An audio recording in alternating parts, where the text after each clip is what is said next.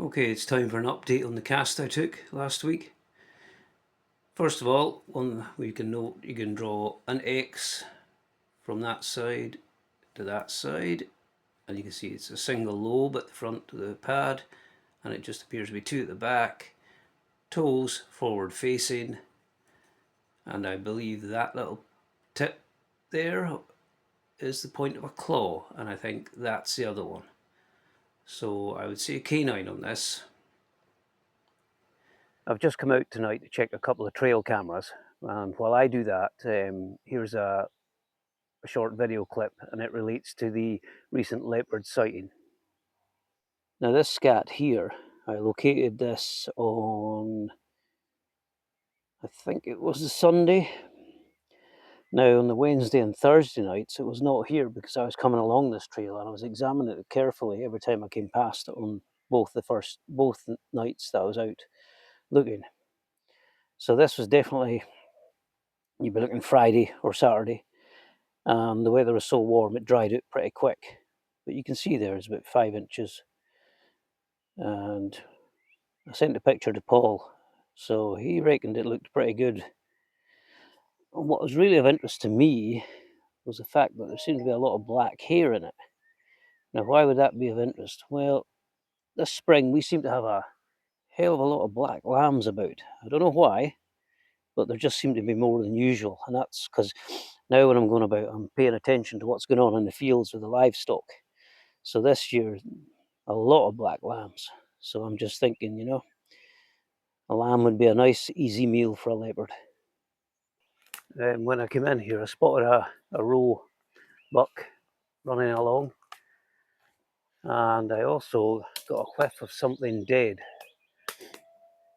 And I think we'll just have a look round and see if we can find anything. I think it's more up in the direction I'm going. The smell got carried on the breeze, I think. I'm pretty sure this is where that smell of death was coming from.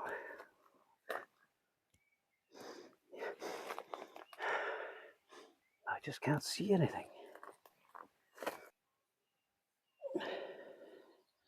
Well, I found the source of the smell lying in here.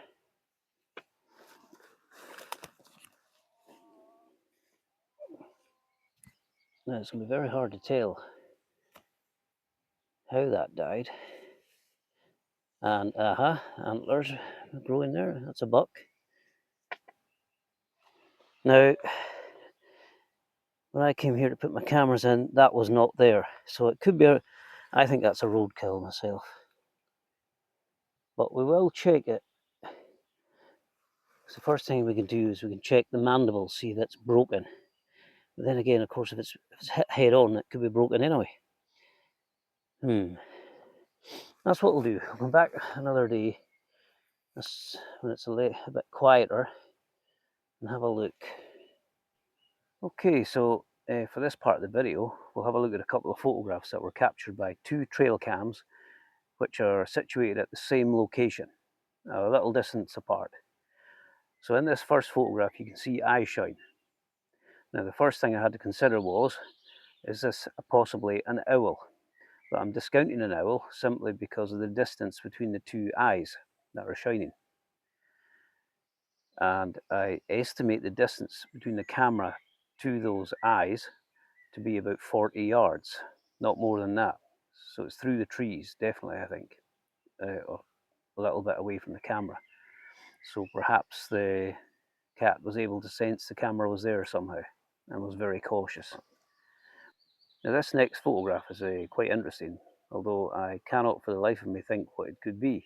We can speculate, of course, but the photograph doesn't give you any kind of detail as to be able to say what it is.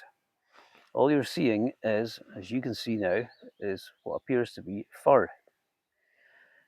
Now the camera, the lens was about between 20 and 24 inches, I can't remember exactly.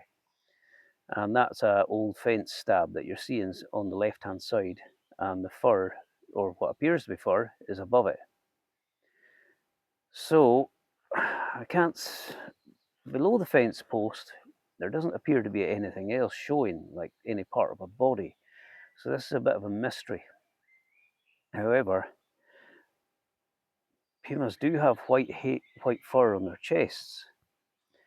Now this puma that's been seen in that area is 6 foot body, neck and head. So that's quite a substantial animal. So height wise at the shoulders, it could be about 2/3 that. So 3.5 feet maybe. So I don't know, is that the sort of fur on the front of the chest we're seeing? And if you think about it, you can look at photographs of pumas yourself, maybe from the side on, to give you an idea then where the legs would be compared to the front of the chest. And you can make your own decision on that. I mean, I'm not saying it's a puma, I don't know. All I can say is it looks like fur and it's light coloured. I don't have enough detail in the photograph to do anything else.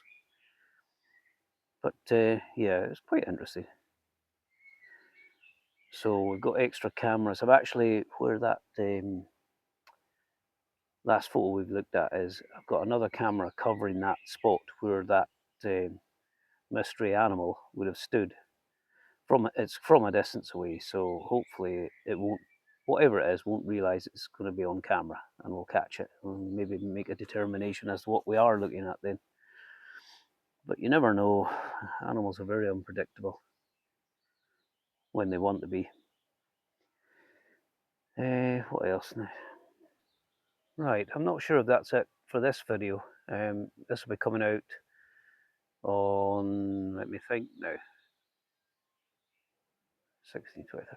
This video will probably be out on the 30th of May.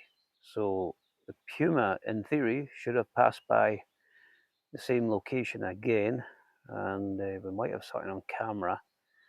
But myself and Pete were planning going out for a look round a couple of evenings, just to sit a bit quietly and listen and observe, just to see if anything's in the area.